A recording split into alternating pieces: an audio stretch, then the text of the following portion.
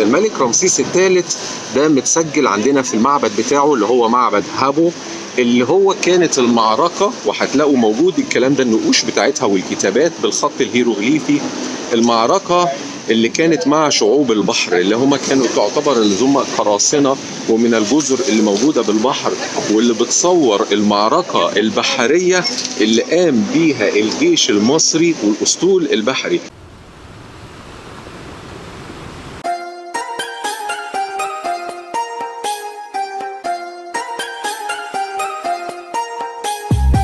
السلام عليكم واهلا بيكم. ان شاء الله يا رب تكونوا بخير وبافضل حال. دايما اسكندريه مميزه في كل حاجه، اسكندريه فعلا مميزه في البلد، مميزه في ناسها، مميزه في طباعهم، مميزين في ثقافتهم، ليهم طباع خاصه مختلفه تماما عن طباع بقيه المحافظات في مصر، وليهم لهجه مختلفه تماما، وليهم اسلوب حياه مختلف. وتحس دايما الاسكندراني انه معتز بنفسه جدا ان هو اسكندراني، يقول لك انا كانه بيقول يعني انا مصري بس احنا لوحدينا كده يا جماعه، احنا في مكان والباقي كله معلش مع احترامنا للكل احنا الباقي في مكان تاني. دايما الاسكندرانيه تلاقيهم كده فعلا. طب ايه السبب بقى ان الاسكندرانيه كده؟ وهل هم فعلا الموضوع ده حقيقي ولا الموضوع ده مصطنع؟ خلينا نبص له تاريخيا بناحية تاريخية. هنلاقي ان الاسكندر الاكبر من ساعة ما أسس مدينة الإسكندرية وبعد كده رحل إلى الشرق، وهو ما شافهاش لما تأسست كاملة، ولكن وضع أسس إنها تكون مدينة ذات ثقافة نقدر نقول عليها كده هيلينستية. الثقافة الهيلينستية اللي هي يا جماعة بتبقى مزيج ما بين الثقافة اليونانية والثقافة الشرقية، عايز يعمل حاجة كده جديدة ومختلفة. وبالتالي أصبح في عصر البطالمة أصبحوا الاسكندرانية أصبح اسمه مواطن سكندري، يعني كانوا بيقولوا عليه حتى باليوناني اسكندرينوس، هو كده اسكندرينوس واسكندرينو اللي هي بالايطالي. اسكندرينوس دي يعني مواطن سكندري مختلف تماما. يعني هقول لك على حاجه، كان المواطن السكندري في عصر دوله البطالمه ده بقى جاي منين؟ اللي جاي من قرطاج، واللي جايين من الفينيقيين، ومش خليط جايين، لا اللي هم بيدخلوا على المدينه اللي هم بيزوروها. وكان في منهم اليهود اللي جم واستوطنوا في الاسكندريه وسبقوا لما اتكلمت عن يهود الاسكندريه، وفي كمان الاقباط اللي هم كانوا بيتسموا القبطس او القبطك.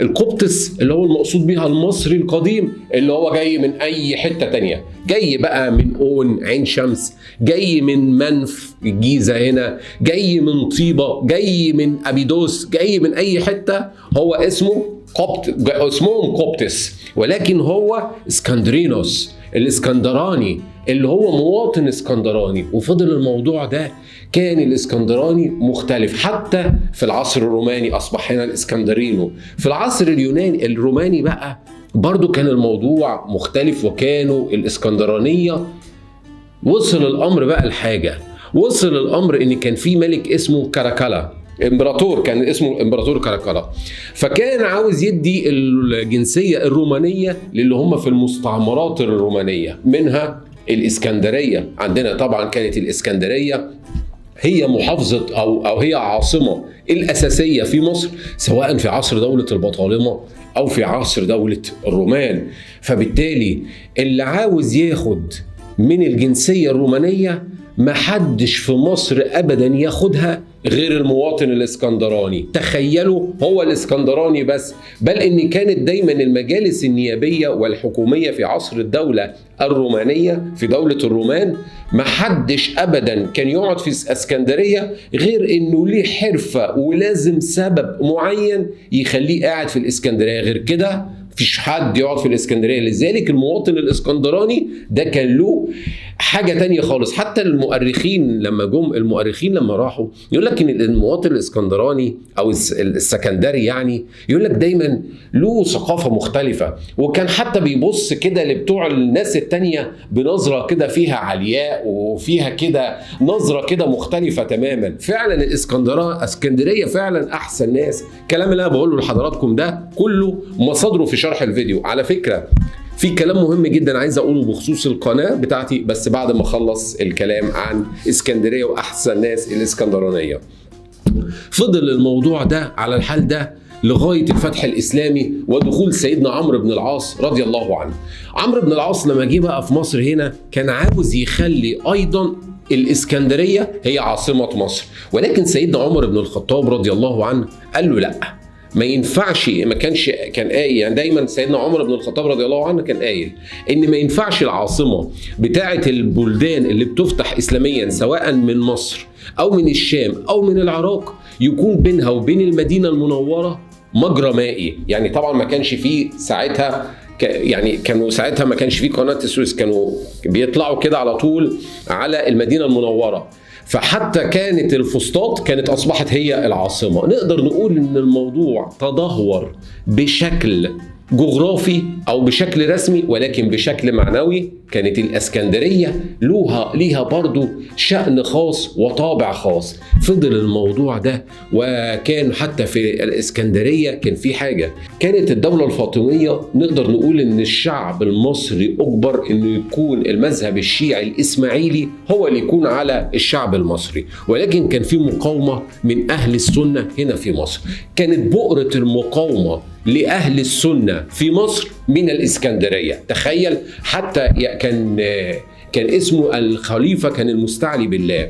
المستعلي بالله كان وقع في خلاف أو في مشاكل كتيرة على الحكم مع أخوه كان اسمه نزار، ونزار كان يميل إلى السنة، فحتى نزار راح إلى الإسكندرية، وكانت الإسكندرية هنا هي بؤرة الثورة الكبيرة اللي حتى المستعلي بالله كان واخد قوات ورايح عشان يخمدها بأي شكل أمام نزار. إذن الإسكندرية أيضا كان حتى في الجانب الديني ليها دور كبير جدا. ولما نيجي نشوف بقى من كده هنلاقي الإسكندرية إنها كانت بتميل دايما للمذهب المالكي. ليه بقى؟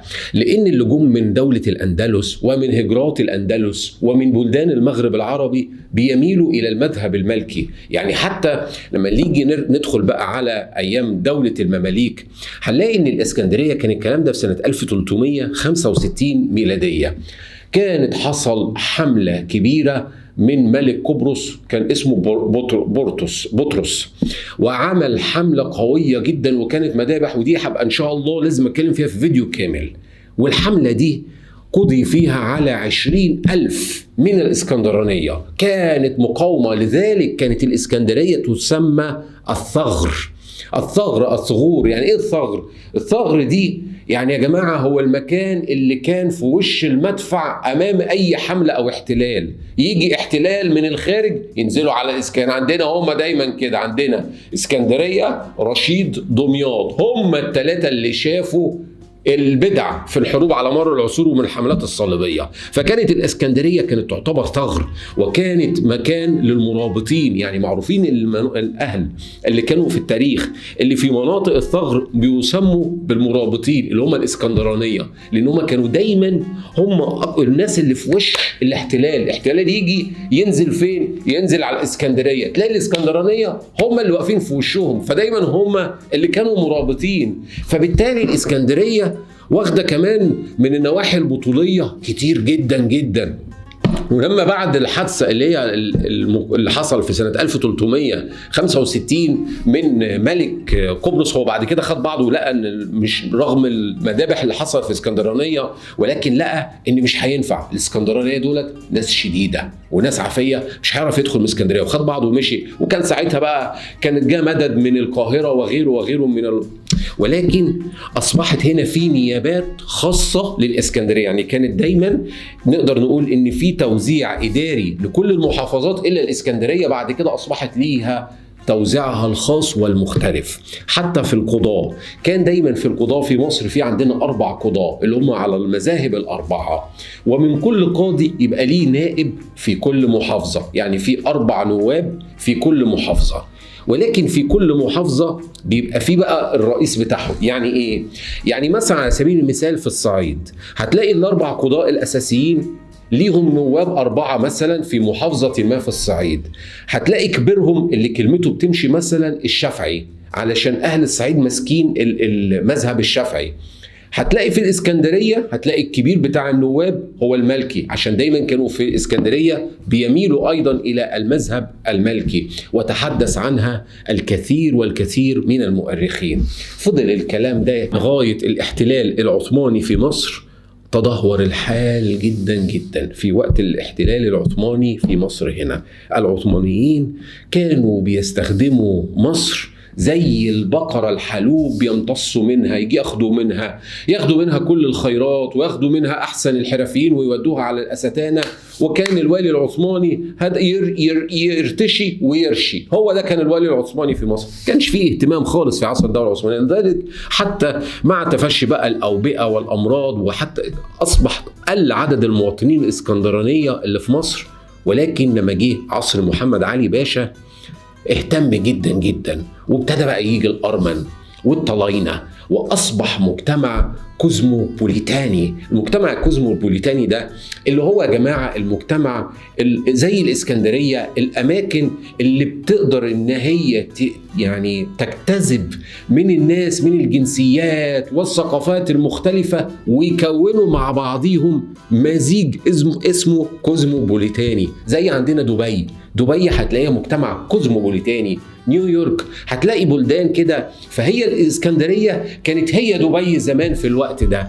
تلاقي بقى في كانت فنادق، حتى كانوا يقول لك دول البنادقة اللي جايين من البندقية، ايوه كانوا بيجوا من ايطاليا عشان يشتغلوا، وفي اللي جايين من بيزا، وفي اللي جايين من اليونان، وفي اللي جاي من قبرص، واللي جاي من هنا واللي جاي من هنا. اجتمعوا مع بعض بقى بداية من عصر، واللي جاي من أرمينيا، واللي جاي من الشام، واللي جم اليهود بعد كده بقى عندنا السفرديم والأشكناز لما جم على الإسكندرية. فابتدت تعمل توليفة ثقافية مختلفة، عادات مختلفة، شعب له لون مختلف. أيوه اللهجة الحلوة الإسكندرانية. لذلك هنلاقي الإسكندرية فعلا تستحق ان هم يكونوا مميزين ومختلفين بدون اي تصنع. اسكندرية فعلا احسن ناس. اتمنى المعلومات البسيطة دي تكون نالت اعجاب حضراتكم. في يا رب بقى برضو بعض الحاجات البسيطة اللي عايز أقولها لحضراتكم على القناة هنا. أول حاجة إن شاء الله انتظروا مني التطوير أكتر وأكتر في القناة، لأن أنا ما بحبش أبدا أكون محلك سر. الحاجة التانية، أنا على القناة يا جماعة من شهر مايو 2017، وإحنا حضراتكم دلوقتي في شهر أغسطس عام 2021.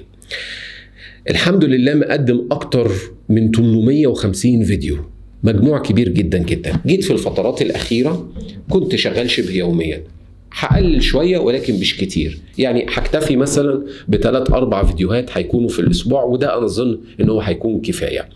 الحاجة التانية اللي أنا عايز أقولها لحضراتكم إن أنا عمري في حياتي ما قلدت حد، بل بالعكس. ده أنا جيت قبل كده في فيديو قلت يا جماعة في ممكن حد أو ناس بييجوا يقولوا لي الحق ده فلان الفلان بيقول موضوع أنت اتكلمت عنه، فأنا طلعت وقلت يا جماعة الموضوعات على اليوتيوب مش حكر على حد خالص. لكن اللي ما يصحش بصراحة لما ابقى عامل الفيديو الأخير اللي بتكلم فيه عن ملحمة كبيرة حصلت في حرب 6 أكتوبر، ولاقي ان بعض المتابعين يقولوا لي انت بتقلد فلان الفلان اصل اتكلم عنه. مع كل احترام انا مش هقول اسماء لان انا ما بحبش الشخصنة، بس انا الحمد لله تبصوا كده اول فيديو اتكلمت فيه في الجاسوسية كان عن هبة سليم.